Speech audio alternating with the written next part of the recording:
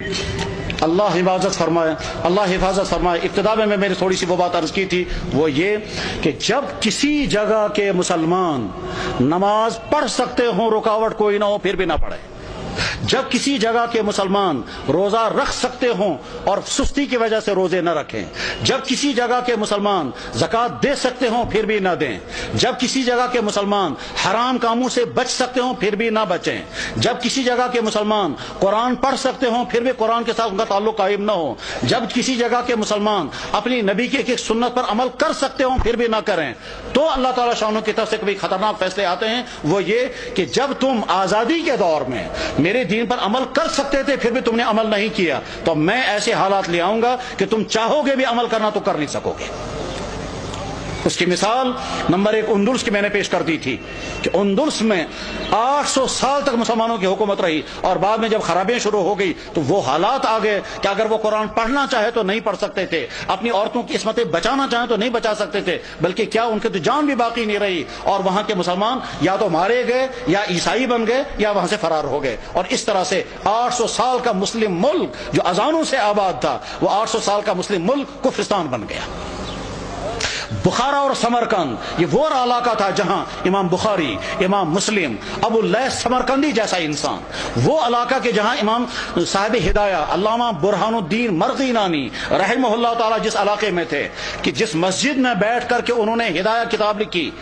اور 13 سال لگے کتاب لکھتے ہوئے، اور 13 سال مسلسل انہیں روزہ رکھا، گھر والوں سے کھانا آتا تھا، وہ کھانا رکھ دیتے تھے، جب گھر والے واپس چلے جاتے تھے یہ کھانا کسی غریب کو کھلاتے تھے۔ 13 سال بیٹھ کر کے انہوں نے کتاب ہدایہ نام کی کتاب لکھی تھی جو حدیث اور عقلی علوم کا مجموعہ ہے۔ علامہ انور شاہ صاحب کہا کرتے تھے، فرماتے تھے میں ہر کتاب کا جواب لکھ سکتا ہوں لیکن چند کتابوں کا جواب مجھ سے نہیں لکھا جا سکتا ہے، ان میں سے ایک کتاب ہدایہ بھی ہے۔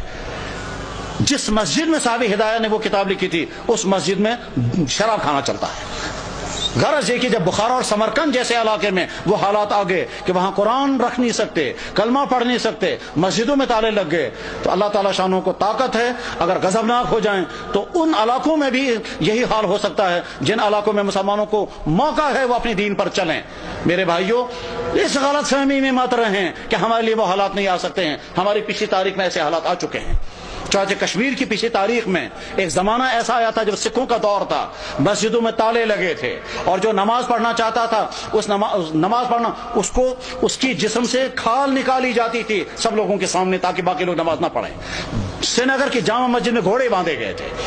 تمام مسجدیں مسمار کر دی گئی تھی، اس وقت لوگ نماز پڑھنا نہیں پڑھ سکتے تھے، یہ اذانیں بین ہو گئی تھی۔ جب کسی جگہ کے مسلمان اپنے دین کی ناقدری کرنے لگتے ہیں تو ایسے حالات آ سکتے ہیں، اور اس کی مثال اس بات کی مثال نہیں کہ مسلمانوں نے ناقدری کی، وہ تو ظلم ہے، لیکن مثال ہمارے سامنے ہے برما کے حالات، جہاں کی مسجدیں ختم، جہاں کے مدرسے ختم، جہاں کی داڑھیوں کے ایک بال کر کے نوچتے ہیں، جہاں علماء کو کھڑا کر کے اور سوئیاں مار کر کے ان کو شہید کرتے ہیں، جہاں ایک مسلمان خاتون کے ساتھ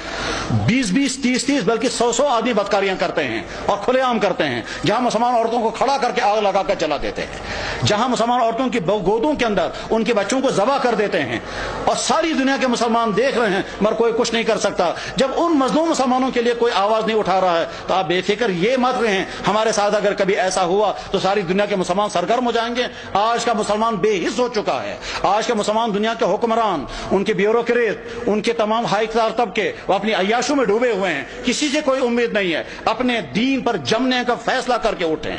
اپنے ایمان پر قائم رہنے کا فیصلہ کر کے اٹھیں، اپنے دین پر چلنے کا فیصلہ لے کر اٹھیں، اپنے گھروں کے اندر دیندار گھر بنانے کا فیصلہ لے کر اٹھیں، اپنے بزنسوں کو مسلمان بزنس بنانے کا فیصلہ لے کر اٹھیں، اپنے فنکشنوں کو دین کا فنکشن بنانے کا فیصلہ لے کر کے اٹھیں۔ جب مسلمان حرام سے بچ سکتا ہو اور پھر بھی نہ بچے اور شرابیں پیے تو حالات ایسے آ سکتے ہیں کہ زبردستی مسلمانوں کو شراب پلائی جائے گی۔ جب مسلمان داڑھی رکھ سکتا ہو اور نہ رکھے تو بعد میں ایسے حالات آ سکتے ہیں کہ رکھنا بھی چاہیں تو نہیں رکھ سکتے۔ ساری ترکی کے اندر مسلمان داڑھی رکھ نہیں سکتا، حالانکہ سارا مسلمان ملک ہے۔